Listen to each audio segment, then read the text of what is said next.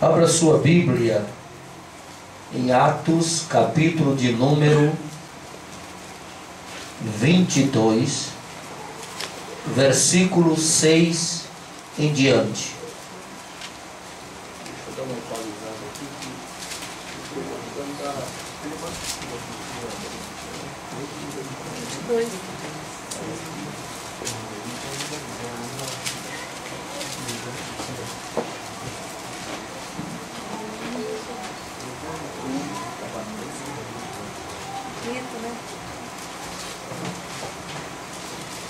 Atos dos Apóstolos, capítulo de número 22, versículo 6 em diante. Diz assim a palavra do Senhor: por volta do meio-dia, eu me aproximava de Damasco. Diga comigo, meio-dia. Meio-dia. Quando de repente uma forte luz vinda do céu brilhou ao meu redor.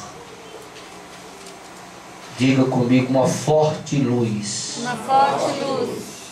Caí por terra e ouvi uma voz que me dizia: Saulo, Saulo, por que você está me perseguindo?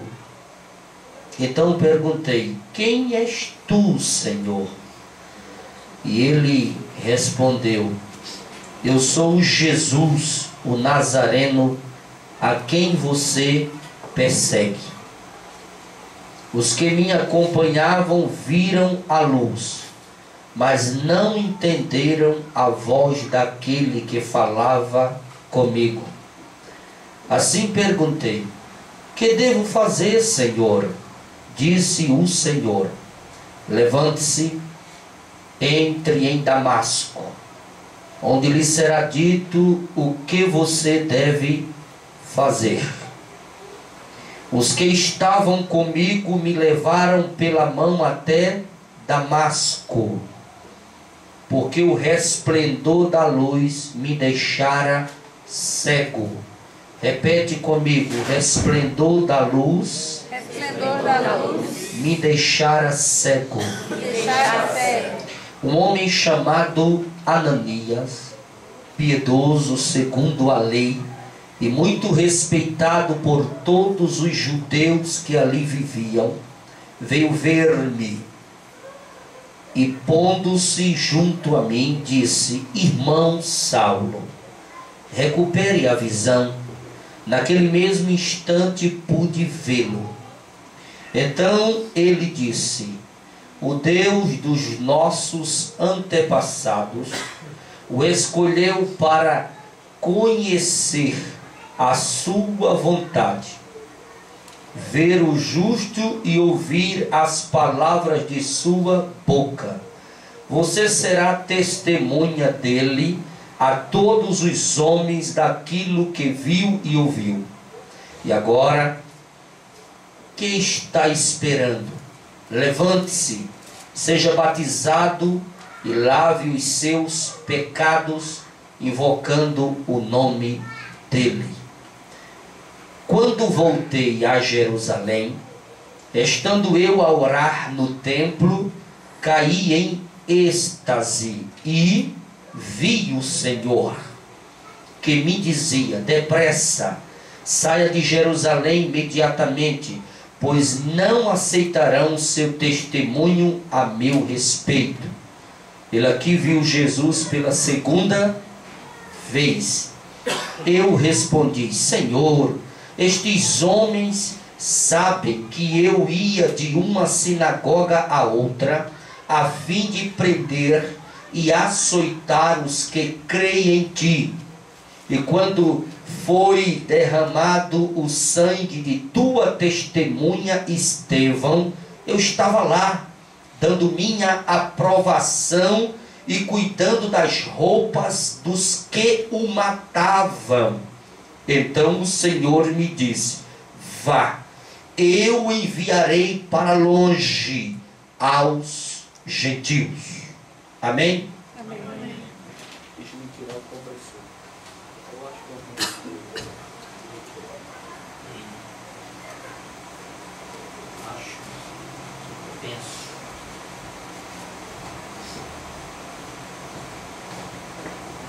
Ok, isso aí, ele mesmo. Aqui está.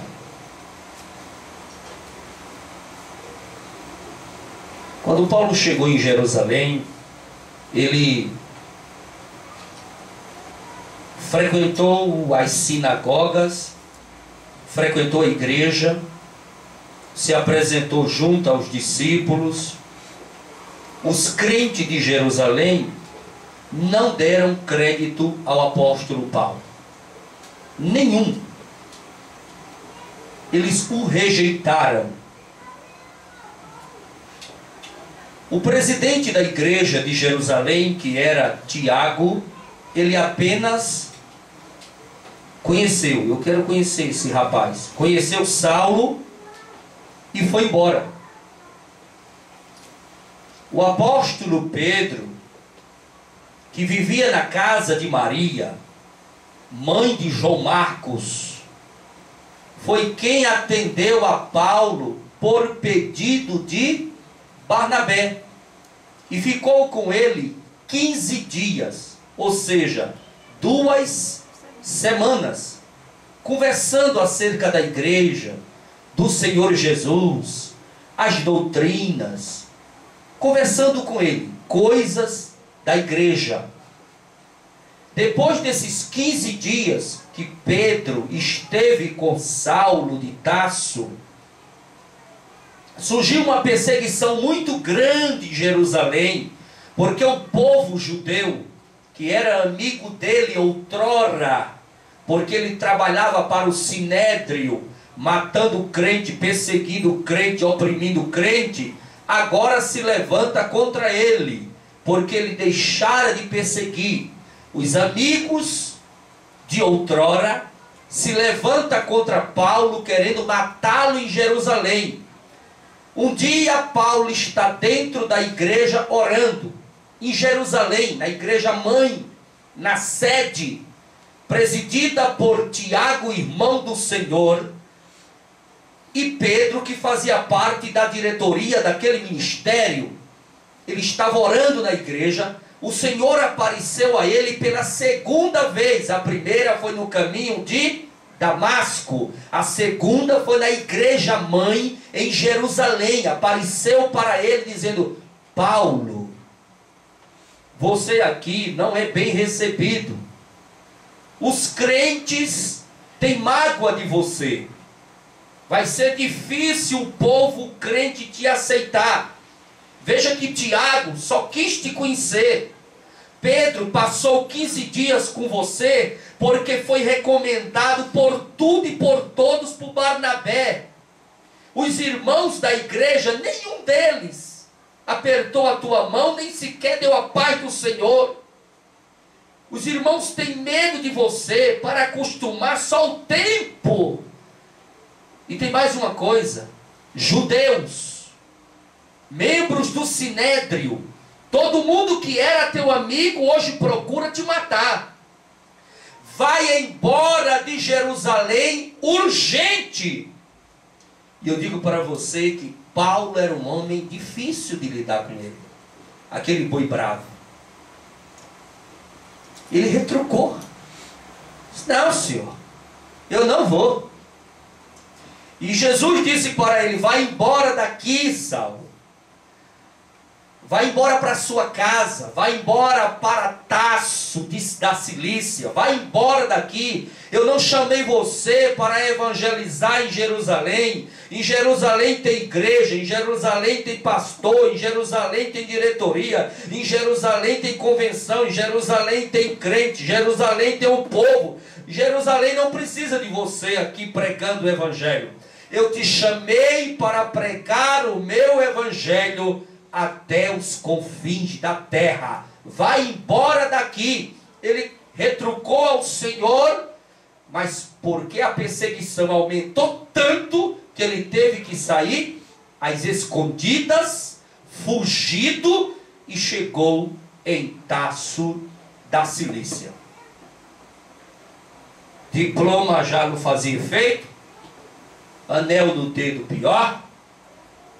O pai estava super decepcionado, a mãe arrasada, a irmã acabada, chega aquele homem desempregado do sinédrio, desempregado de toda a fama que ele tinha, sem emprego, diploma jogado na lata do lixo, porque era o doutor formado pelo hiper doutor Gamaliel.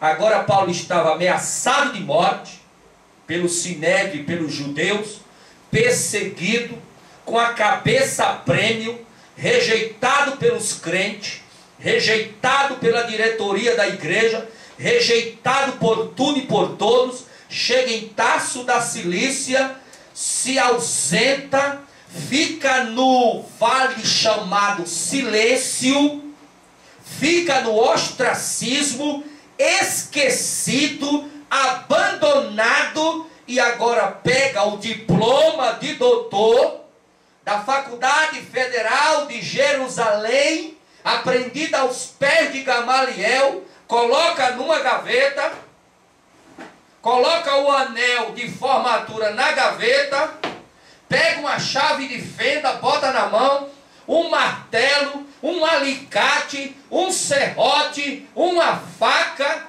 coloca uma mochila nas costas e vai aprender a fabricar tendas, sobreviver de tendas, fazer tendas. Ficou calado, ficou esquecido, ficou no vale do ostracismo. Paulo foi rejeitado por irmãos, pela igreja, pela diretoria. Barnabé o abandonou. Pedro só quis passar 15 dias. Tiago só quis ver a cara dele. Os irmãos nenhum cumprimentaram. Seus amigos judeus queriam matá-lo. O sinédrio queria a cabeça dele num prato. Ele estava numa situação, só ele e Jesus. E chegou em casa, o pai olhou para ele e disse: meu filho, eu paguei a melhor faculdade para você. Eu trabalhei sol a sol para te formar. Eu te dei o diploma que muita gente não tem condições de dar, aos pés de Gamaliel. Eu coloquei um anel na tua mão, trabalhando com a tua mãe, com a tua irmã. Gastei toda a fortuna que eu tinha. Hoje tu está desempregado, ameaçado de morte, perseguido por tudo e por todos. O que foi que aconteceu com a tua vida? Ele deve ter dito para o pai, para a mãe e para a irmã: eu troquei tudo por Jesus. Eu troquei tudo por Jesus. Tudo eu troquei por Jesus. E começou a fabricar tendas. E começou a fazer tendas. Tendas. Atos dos Apóstolos, capítulo de número 22, versículo 3. Ele era judeu, nascido em Tarso da Cilícia. Tarso da Cilícia, importante cidade do império. Nisto Paulo adquire dupla cidadania, a judia e a romana.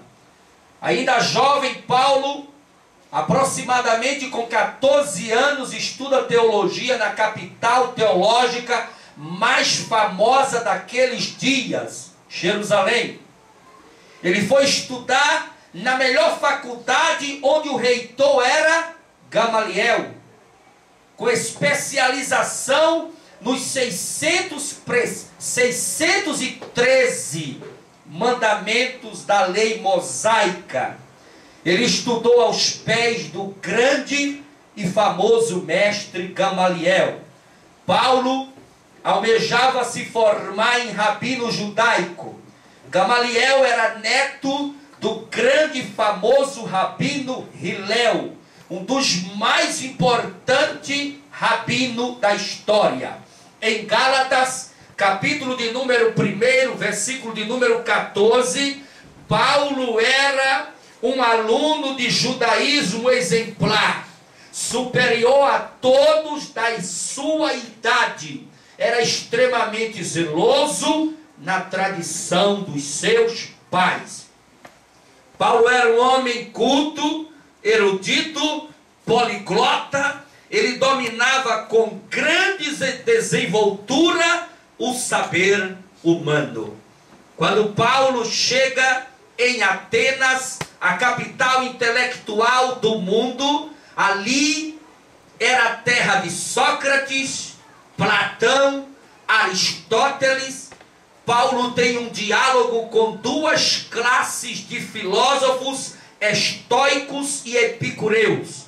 Paulo prega na terra da filosofia o Deus vivo e verdadeiro. Em 1 Coríntios capítulo 4, versículo 9, parece que Deus, disse Paulo, nos colocou a nós, os apóstolos. Paulo aqui se denomina apóstolo, em último lugar, como condenado à morte. Somos um espetáculo para o mundo, tanto diante dos anjos como dos homens. A igreja de Corinto foi fundada pelo apóstolo Paulo. E essa comunidade evangélica se destacou pela sua espiritualidade. Os anos se passaram e Paulo se ausentou de Corinto. E naquela igreja passou por ali em Corinto muitas celebridades. Passou o apóstolo Pedro, o apóstolo da circuncisão, e também passou por ali um dos maiores pregadores, um dos homens mais famosos na retórica, na homilética, na homilia, no discurso, na pregação, que foi o nosso irmão Apolo. Era o pregador mais famoso daquela época. Passou também pela igreja de Corinto. Aquela igreja, ela ficou sem o apóstolo Paulo, porque ele começou a fazer outros trabalhos missionários. E apareceu na igreja de Corinto um grupo de irmãos que se diziam ser mestre de si mesmo e causaram divisões. E esse grupo que se dizia ser mestre de si mesmo, da igreja de Corinto, a igreja que Paulo fundou, eles começaram a difamar a pessoa do apóstolo São Paulo. E Paulo toma conhecimento dessas coisas. Nisto, ele conta a história do início da sua chamada. Paulo, como tudo começou. Ele nasceu na cidade de Tarso. Antes do nascimento de Saulo, a cidade de Tarso estava numa ascendência cultural, política e econômica descomunal. Tarso era a capital da província da Cilícia e do Império Romano. Tarso era uma cidade muito afamada no mundo antigo, pelos seus grandes poetas, matemáticos e oradores. Existia na cidade de Tarso uma erudição acadêmica tão grande que aquele lugar foi escolhido pelo grande imperador César Augusto para terminar ou acrescentar no seu currículo acadêmico uma formação que ele desejava. O imperador procurou o mestre e doutor Antenedoro de Tarso para ser o seu mentor. Veja o conceito cultural e acadêmico que era a cidade de Tarso. Os filhos do imperador César Augusto também formaram ali com o mestre Nestor de Tarso. A cidade de Tarso, no mundo antigo, ela tinha um conceito político muito forte. E o general Marco Antônio, cerca de 42 anos antes de Cristo, ele deu um título àquela cidade, o título de cidade livre. Quando Tarso, a cidade, recebeu o título de cidade livre, ela estava isenta de qualquer imposto romano. O grande César ratifica este título e afirma que pela erudição da sociedade de Tarso, eles poderiam criar as suas próprias leis e formarem os seus próprios tribunais. Além de todo o desenvolvimento na cidade de Tarso, o poder econômico estava explodindo e grandes comerciantes começaram a chegar na cidade de Tarso. Famílias e famílias mudaram-se para Tarso. Isso de Jerusalém e de outros lugares. Todos queriam vender, comprar, confeccionar e trabalhar com um tecido chamado cilício. Áquila e Priscila também trabalhavam neste ramo. Era um tecido extraído dos pelos de cabras da Cilícia, onde Paulo nasceu em Tarso da Cilícia. O material era chamado de cilicium, em latim, por ser das cabras da Cilícia. Um tecido especial para a fabricação de tendas. Fabricar tendas com esse material virou a febre na cidade de Tarso. Existia ali em Tarso escolas de como fabricar tendas. Existia ali em Tarso curso de como extrair o tecido. Existia ali em Tarso criadores de cabras por todos os lados. Cabras da Cilícia, que dela era extraído o tecido cilício para a fabricação de tendas. E ser um construtor de tendas na cidade de Tarso era status, era futuro garantido e vida cheia de dinheiro. E naqueles dias, Paulo, quando ele sai da igreja de Jerusalém, acabado, revoltado, triste, porque tudo e todos o rejeitaram, ele foi trabalhar como fabricante de tendas, que era a profissão do seu avô, que era a profissão do seu pai, e que era a profissão que ele aprendeu. Quando Saulo de Tarso entrou na faculdade em Jerusalém, ele tinha 14 anos. Mas de 14 anos para baixo ele morava em Tarso da Cilícia. E de 14 anos para baixo ele frequentava a sinagoga judaica em Tarso. E de 1 ano a 13 anos de idade ele aprendeu a profissão do seu pai. Quando ele volta para Tarso desmoralizado, não dando mais valor a diploma, não dando mais valor a anel, não dando mais valor a formatura, não dando mais valor a nada, volta crente, quebrado, moído.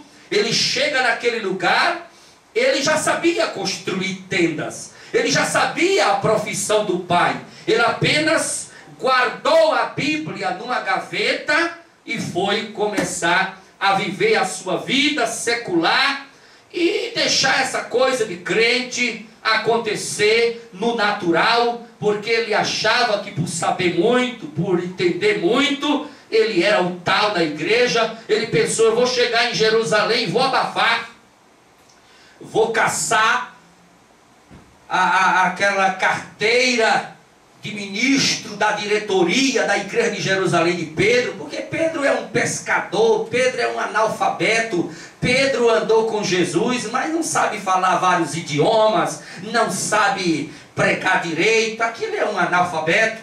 Eu vou chegar lá em Jerusalém, vou me apresentar ao presidente da igreja, ao pastor, presidente Tiago, irmão do Senhor, e com essa formação que eu tenho acadêmica, com esse anel no dedo, com esse diploma, a igreja de Jerusalém vai ficar doida por mim. eu estou pregando em vários idiomas, eu estou arrebentando, eu estou pregando a Jesus, eu preguei em Damasco, eu passei 3 anos na Arábia, eu estou voltando para a igreja mãe, para fazer parte da diretoria, quem sabe, né?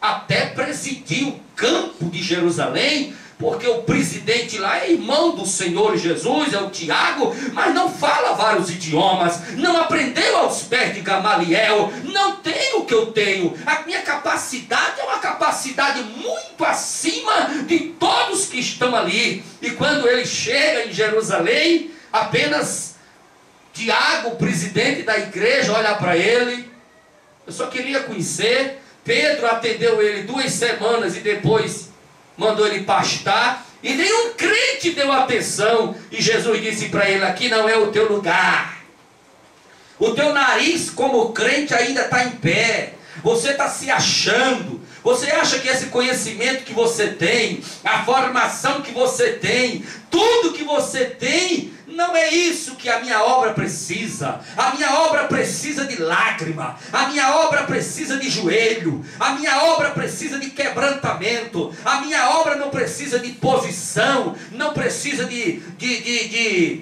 coisa, de anel, de diploma, de discurso bonito. A minha obra, Paulo, se faz quebrantado e cheio do Espírito Santo. Sai daqui! E ele foi embora chateado para a Cilícia, para Tasso, para a casa de seus pais, e rejeitado por todos e por todos. Tem gente que chega na igreja com formação acadêmica, com o seu emprego muito bom, com tudo que tem, um carrão, isso, aquilo, e acha que vai arrebentar. Aí Jesus coloca no banco e amassa. Amassa de um jeito que a pessoa vai sendo moída devagarinho, devagarinho, devagarinho. Passa anos e anos no banco sendo moída e preparada até chegar no altar. É assim que é a igreja. Jamais você vai chegar no altar, jamais você vai ter uma posição na casa de Deus, se Deus não te moer, se Deus não te colocar no vale do esquecimento, do ostracismo, para que tu saiba que a obra de Deus é feita não pela tua capacidade intelectual, secular, isso ou aquilo, não. A obra de Deus é feita pelo Espírito Santo na tua vida, pelo teu quebrantamento, pela tua humildade e por aquilo que você se dispõe a fazer, sem arrogância, sem nariz empinado, porque a obra de Deus não precisa de homens nem mulheres assim. E Saulo ficou acabado. Acabado. E aqui nós entendemos como tudo começou. Uma família de Jerusalém mudou de lá. Dizem que foi da Galileia. Você sabia que Galileia era uma favela nos dias de Jesus? Você sabia que todos os discípulos de Jesus eram galileus? E que o único discípulo de Jesus que tinha formação era Judas Iscariotes, porque ele não era galileu, ele era um homem estudado, ele era um homem culto. Por isso que Jesus fez uma reunião na igreja e disse: a gente precisa de um tesoureiro, precisa de um homem que entenda de contabilidade, precisa de um homem formado para fazer a matemática da igreja, o relatório financeiro. Nós precisamos de um homem que entende de matemática, de letra. Escolheram quem? Judas. Judas era o tesoureiro, cuidava da bolsa, fazia o relatório da igreja, formado em contabilidade. Ele fazia tudo direitinho porque ele era o único formado, entendido de algum assunto, estudado. Não era da Galileia, mas o restante dos discípulos eram todos galileus, homens humildes. Morava numa favela chamada Galileia, um lugar humilde, pescador, trabalhadores braçais, não tinha valor nenhum. Por isso que eles, quando começaram a falar língua lá em Jerusalém, quando Jesus disse: até que do alto serás revestido de poder. E lá no templo se encontrava um número de 120 crentes. Eles eram galileus. Quando eles estavam falando línguas estranhas, na festa de Pentecoste, aonde estavam ali judeus ricos, de vários lugares, homens inteligentes, homens eruditos, homens letrados, homens que falavam vários idiomas, doutores da lei, mestre da lei, eles começaram a ouvir aquele linguajar e disseram assim: deixa isso para lá, isso aí são galileus, homens da baixa sociedade, moram em favela, vieram de lugares humildes, isso não é nada, isso estão tudo bêbado aí, cachaçado, que eram galileus. E para o milagre ser maior, o Senhor fez que a língua que eles falavam, cada um entendia no seu idioma do seu país. Jesus fez esse milagre acontecer para saber que ali eram homens humildes, galileu, sem formação, e falava outros idiomas, bilíngue, poliglota. Jesus fez o milagre acontecer de uma maneira para chamar a atenção daqueles homens ricos, poderosos, que estavam querendo entender o que estava acontecendo. Não era cachaça, não era nada daquilo, não era embriaguez, era o Espírito Santo descendo sobre a vida de homens santos que fizeram compromisso com a obra de Deus.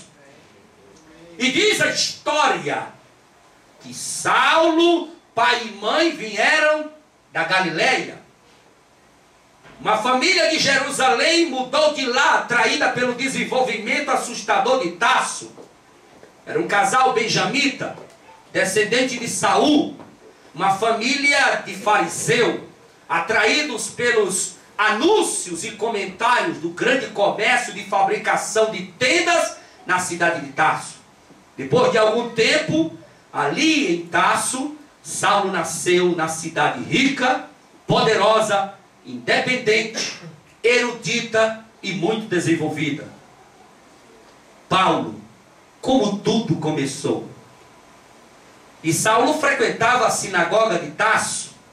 Os pais de Saulo, conservadores da cultura judaica, ensinaram ao filho uma profissão para não se tornar ladrão, como diz a cultura judaica, e como diz os ensinos judaicos: quem não trabalha não come. Os pais de Saulo também investiram pesado na vida acadêmica do filho e colocaram o filho na melhor faculdade teológica de Jerusalém para ser um grande rabino. Saulo estudou na melhor faculdade da época com o melhor mestre da época, Gamaliel. Saulo era 10 anos mais jovem que Jesus. Quando Saulo entrou na faculdade com aproximadamente 14 anos, Jesus estava com 24 anos. Os dois viviam no anonimato. Quando Jesus foi assunto aos céus, Saulo estava fazendo a sua colação de grau. E naqueles dias o fogo do Pentecoste em Jerusalém estava com uma chama de uns 6 metros de altura. Gamaliel, o doutor da lei, disse no Sinédrio, em uma reunião sobre o crescimento e a pregação do Evangelho: não se metam com isto.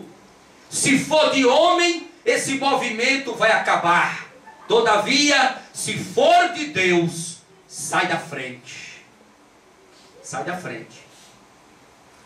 Por isso que ninguém se meta com a igreja, porque ela não é obra de homem. Sai da frente, que é de Deus. Quando o fogo está pegando em um lugar, algumas pessoas tentam se intrometer, querer apagar, querer amordaçar. Aqui não é obra de homem, meu filho. Sai da frente. Sai da frente, porque a obra é de Deus. E quando a obra de Deus é igual um rolo compressor, sai derrubando tudo na frente. Quando o crente está cheio do Espírito Santo, sai da frente, Satanás. Porque se tu não sair da frente, o crente te atropela e não sobra um osso teu inteiro. Sai da frente. Gamaliel disse, se essa obra da igreja de Jerusalém for de homem, ela para, ela acaba. É só um momento, é só um vento. Mas se for de Deus, sai da frente. Sai da frente. Saulo tinha acabado de formar. Estava doido para mostrar serviço. Jerusalém pegava fogo. Pedro fez 2 cruzadas. Cada uma delas aceitaram a Jesus milhares de pessoas. Saulo com o diploma, cheirando a novo, e o anel no dedo brilhando, formado em mestre da lei. Ele era especialista na lei mosaica. Ele pediu carta judicial para apagar o fogo da igreja. Ele queria acabar com a igreja dos nazarenos. Ele pede uma escolta policial para lhe acompanhar. E como verdadeiro líder fariseu, Saulo arrastava os crentes pelo meio da rua, açoitava homens e mulheres dentro das sinagogas, perseguia, feria, maltratava, batia, matava. Ele estava com sede, com poder, com força, e quebrava tudo que vinha pela frente. A igreja, quanto mais persegue a igreja, mais ela cresce. E quando ela se espalha, fica pior. Aí é que ela cresce. O fogo estava em Jerusalém e agora se espalhou para Damasco. Porque crente que estava em Jerusalém, quando viram Saulo prendendo e batendo em todo mundo, correram para Damasco. E corre meia dúzia de crentes para Damasco. Formam a igreja. Aonde crente chega, ele forma uma igreja. Se você espalhar a igreja, aí é que ela cresce. Aí é que ela cresce. A igreja, quanto mais perseguida, mais ela cresce. Foi no caminho de Damasco que ele se encontrou com o dono da igreja, o noivo. No caminho de Damasco. Quanto mais persegue, mais ela cresce. Gamaliel disse, se for de Deus, sai da frente. Nero queimava os crentes vivos. Ela continuava crescendo. Marcos Aurélio judiou tanto de crente que os romanos choravam por eles. E a igreja continuava crescendo. Trajano foi tão cruel que o jovem erudito Plínio escreveu para ele dizendo, eu não entendo por que milhares de cristãos morrem todos os dias sem infringir a lei romana. E a igreja continuava crescendo. O dono da igreja pergunta para Paulo, por que persegues a minha noiva? E no capítulo 9 de Atos, Saulo tem um encontro com Jesus. E depois desse encontra Saulo vai para o deserto e fica 3 anos no anonimato, 3 anos na Arábia. Em Atos capítulo 7, versículo 58 diz, as vestes do diácono Estevão foram depositadas aos pés do perseguidor Saulo, o diácono que morreu apedrejado. Em Atos capítulo 8, versículo 1, Saulo fez parte da morte dele. Naqueles dias Jerusalém foi abalada por uma grande perseguição, com exceção dos apóstolos. Os apóstolos naquela perseguição em Jerusalém não correram não, porque quem tem maturidade não corre. Diga comigo, quem tem maturidade não corre. E como é que o crente cria maturidade? Crente que vive em culto de doutrina, crente que vive em escola dominical, crente que vive dentro de igreja, ele é maduro. Ele não se abala com nada. Pode surgir o vento que surgir, ele está em pé. Está em pé. Pode vir o vento que vier, a tempestade que vier, ele está em pé. Porque ele conhece a palavra. Ele vive se alimentando da palavra. Ele vive todo o tempo conectado na palavra.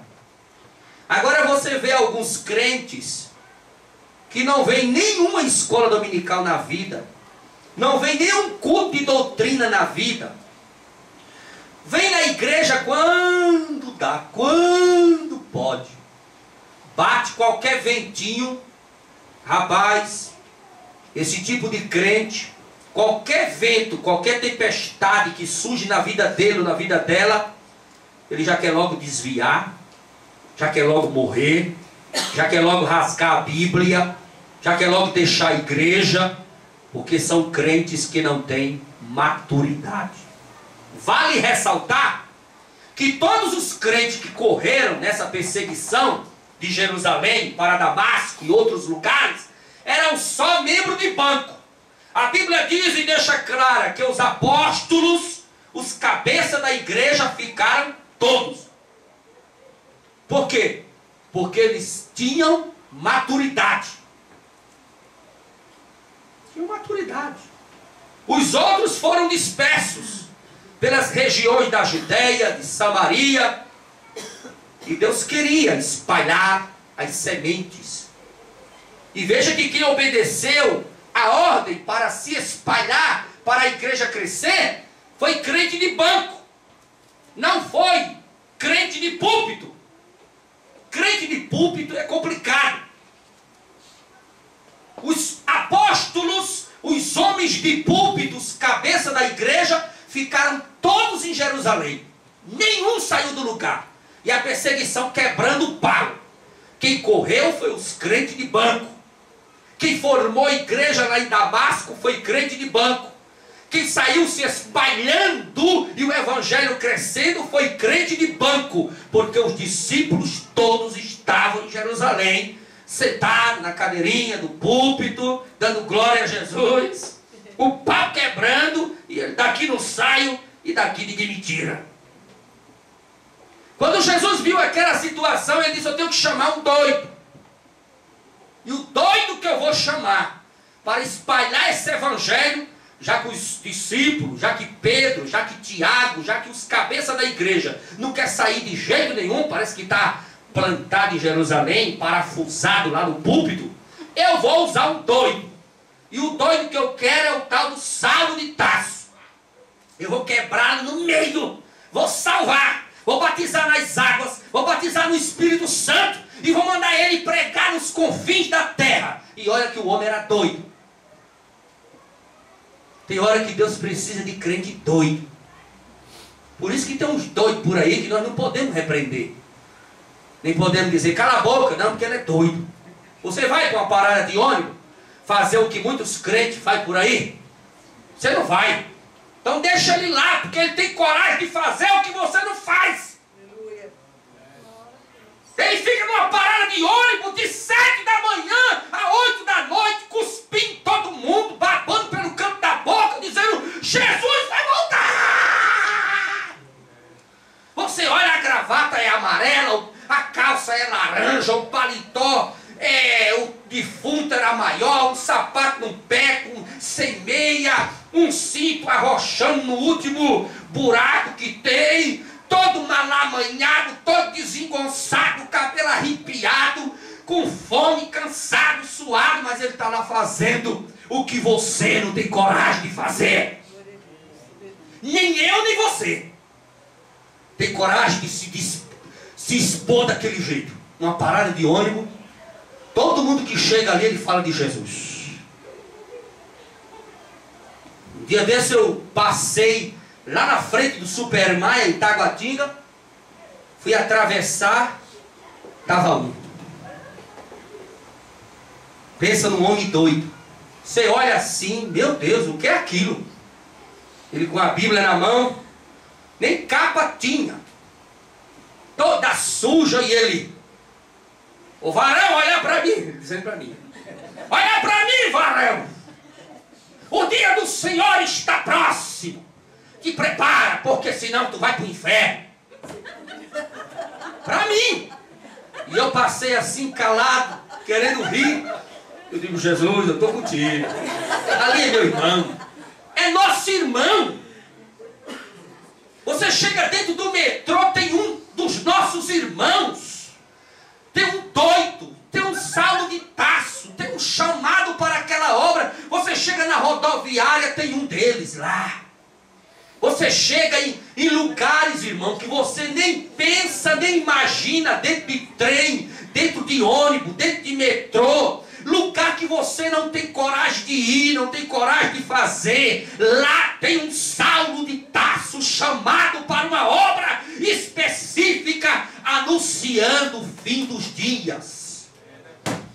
E jamais nós devemos calar a boca dele. Jamais. Nós devemos apoiá-lo, nós devemos admirá-lo, nós devemos orar por ele, porque ele está fazendo o que nenhum de nós tem coragem de fazer. E foram esses crentes doidos, esquisitos, escalafobéticos, sei lá como é que se chama, que fizeram a obra da igreja crescer. De Jerusalém, eles se espalharam e saíram pregando em Samaria, Damasco, confins da terra, Galileia, saíram pregando. Os discípulos ficaram em cima do púlpito, a igreja mãe, sentado, esperando tudo acalmar.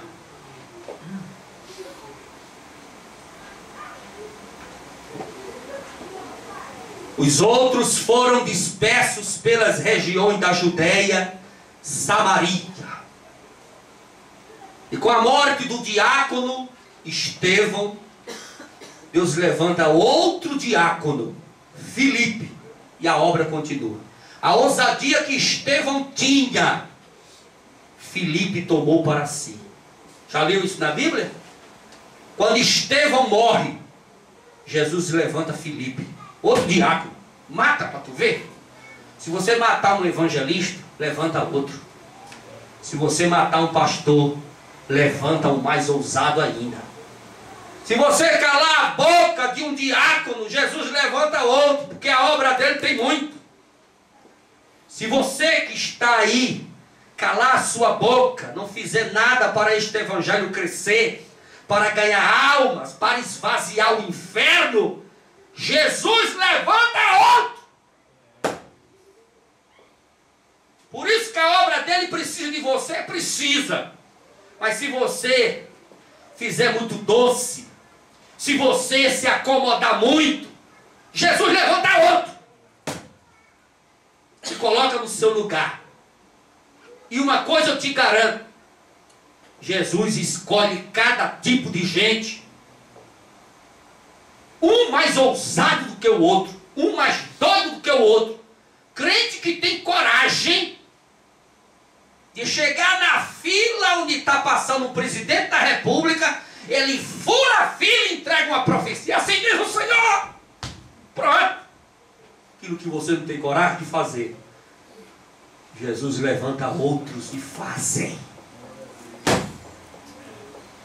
Tem crente que vem para a igreja, ele pega a Bíblia, esconde, coloca no bolso, dentro da bolsa.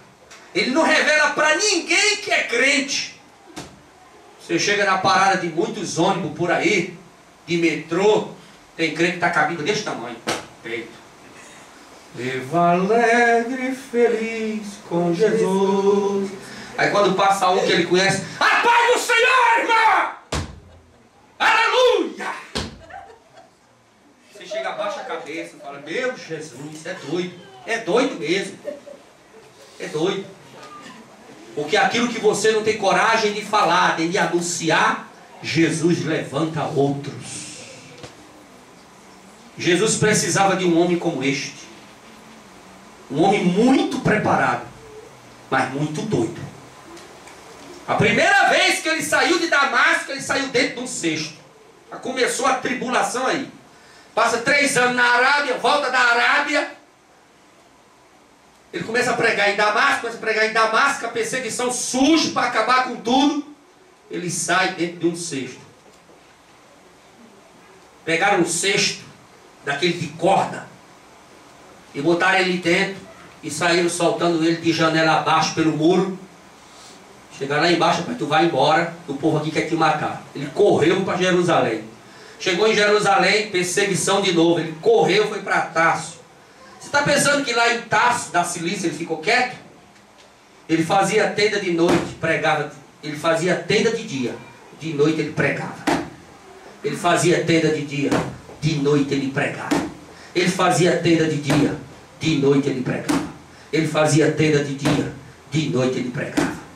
Um dia, e o mais triste para Paulo, que nós vamos saber aqui,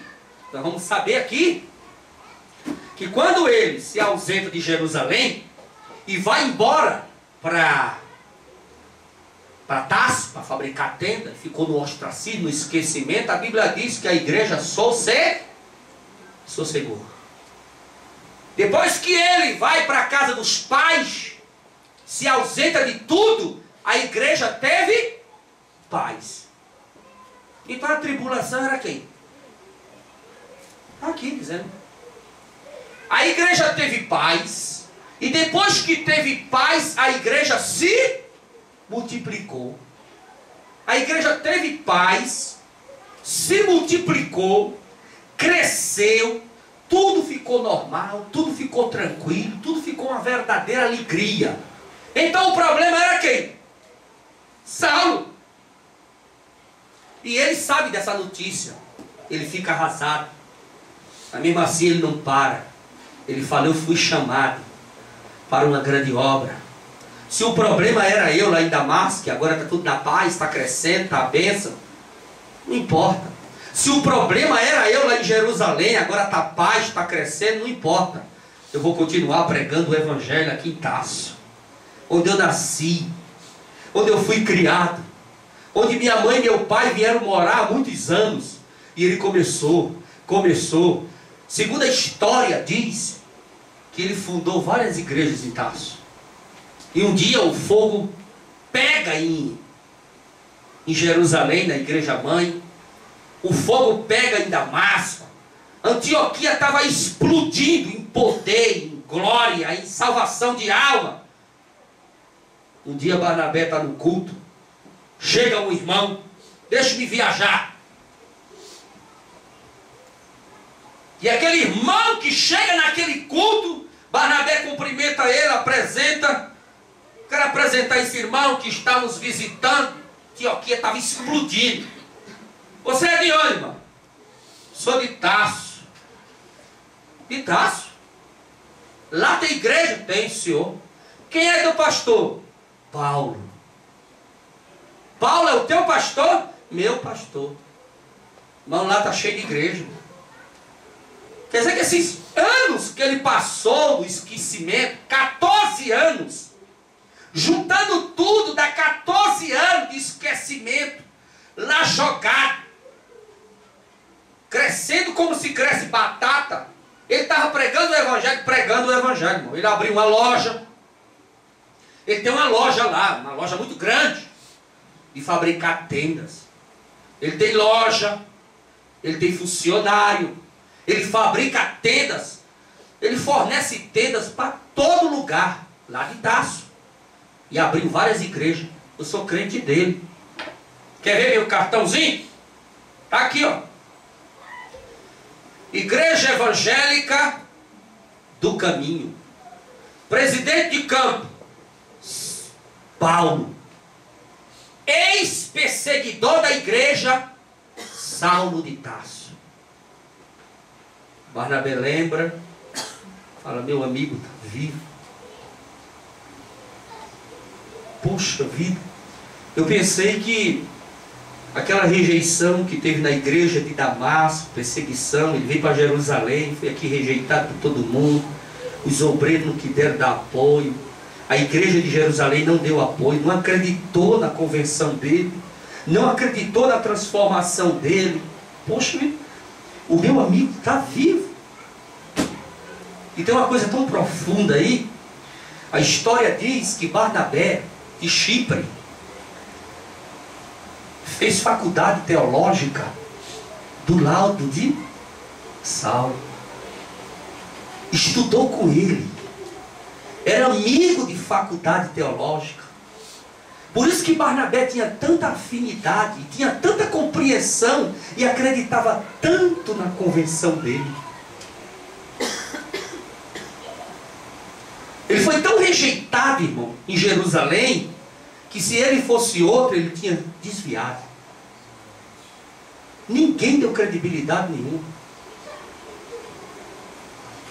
Ele deve ter dito para o Tiago, presidente da igreja mãe: eu quero dar um testemunho aí de noite do que Deus fez comigo lá em Damasco. Não, aqui não tem oportunidade para você não. Ele deve ter falado com Pedro, membro da diretoria da igreja de Jerusalém: eu quero dar o meu testemunho, eu sou crente, eu não persigo mais vocês. Eu sou batizado no Espírito Santo, eu sou batizado nas águas, eu sou convertido, eu passei 3 anos na Arábia, eu preguei em Damasco, os irmãos lá me conhecem, eu não estou querendo perseguir ninguém. Gente, vocês precisam acreditar no meu testemunho, na minha palavra.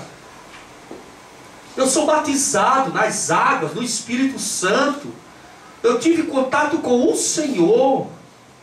Eu preciso dar o meu testemunho aqui em Jerusalém. Alguém deve ter dito: Saulo, aqui não tem agenda para você não. Ele foi embora, mas ele ficou vivo. Às vezes a igreja nos rejeita tanto, não acredita na gente, nem no ministério, nem no que você faz, nem no que você canta, nem no que você prega. A igreja coloca você no silêncio, no ostracismo. Mas não é por isso que você vai parar. Continue fazendo a obra, que um dia você vai ser chamado. Um dia Deus vai preparar um Barnabé, aquele que acredita em você, aquele que valoriza você, aquele que investe em você, aquele que vai chamar você e dizer assim: hoje a história da tua vida mudou, porque eu estou te dando uma das maiores oportunidades. Vamos ficar em pé.